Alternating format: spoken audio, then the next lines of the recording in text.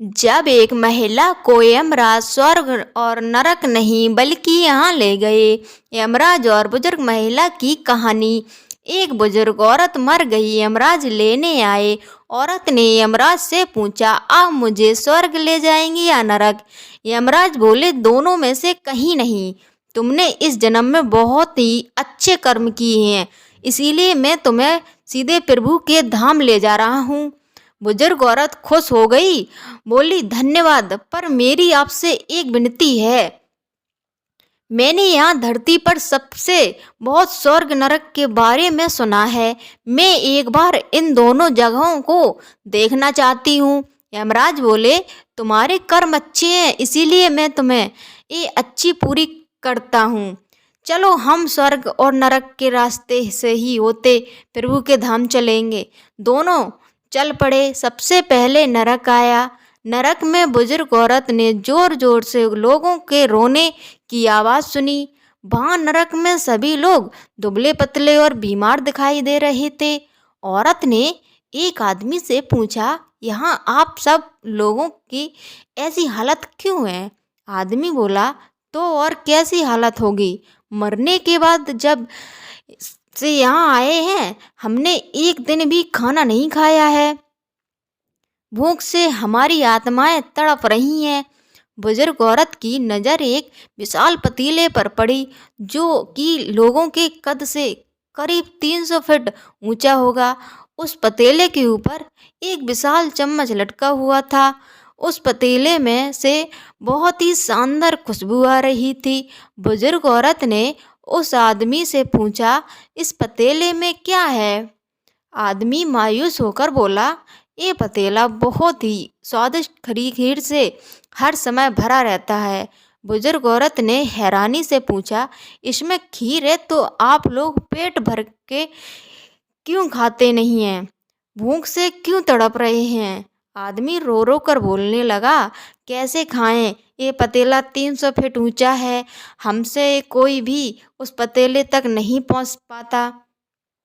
बुजुर्ग औरत को उन पर तरस आ गया। सोचने लगी, बेचारे खीर का पतीला होते हुए भी भूख से बेहाल है। शायद ईश्वर ने इन्हें ये भी दंड दिया होगा। यमराज बुजुर्ग औरत से बोले, चलो, हमें देर हो रही है। दोनों चल पड़े। कुछ देर चलने पर स्वर्ग आया। वहाँ पर बुजुर्ग औरत को सबकी हंसने खिलखिलाने की आवाज़ सुनाई दी। सब लोग बहुत खुश दिखाई दे रहे थे। उनको खुश देखकर बुजुर्ग औरत भी खुश हो गई। पर वहाँ स्वर्ग में भी बुजुर्ग औरत की नज़र वैसे ही 300 फुट ऊंचे पतीले पर पड़ी, जैसा कि नरक में था। उसके ऊपर भी वैसा ही चम्मच लटका हुआ था।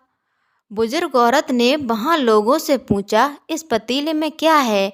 स्वर्ग के लोग बोले कि इसमें बहुत टेस्टी खीर है। बुजुर्ग औरत हैरान हो गई।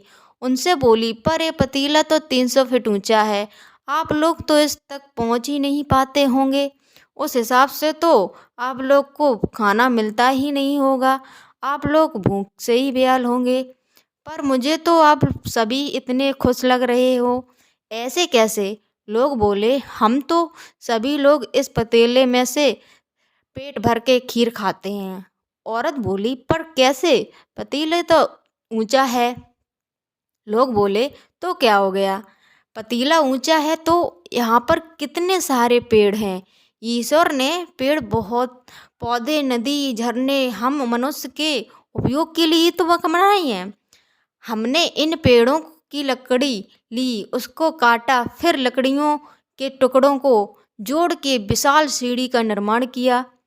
उस लकड़ी की सीढ़ी के सहारे हम पतीले तक पहुंचते हैं और सब मिलकर खीर का आनंद लेते हैं। बुजुर्ग औरत यमराज की तरफ देखने लगी। यमराज मुस्कुराए, बोले, ईश्वर ने स्वर्ग और नरक मनुष्यों के हाथ में ही सौंप रखा है। चाहो तो अपने लिए नरक बना लो, चाहे तो अपने लिए स्वर्ग। ईश्वर ने सबको एक समान हालातों में डाला है। उसके लिए उसके सभी बच्चे एक समान हैं। वो किसी से भेदभाव नहीं करता है। वहाँ नरक में भी पेड़ पौधे सब थे, पर वो लोग खुद ही आलसी हैं। उन्हें खीर हाथ में चाहिए, वो कोई कर्म नहीं करना चाहते, कोई मेहनत नहीं करना चाहते, इसीलिए भूख से बेहाल हैं। क्योंकि ये भी तो ईश्वर की बनाई इस दुनिया का नियम है। जो कर्म करेगा, मेहनत करेगा, उसी की मीठा फल खाने को मिलेगा। दोस्तों, यही आज का सुविचार है। स्वर्ग और नरक आपके हाथ में है। मेहनत करें, अच्छे कर्म करें और अपने जीवन को स्वर्ग बनाएं।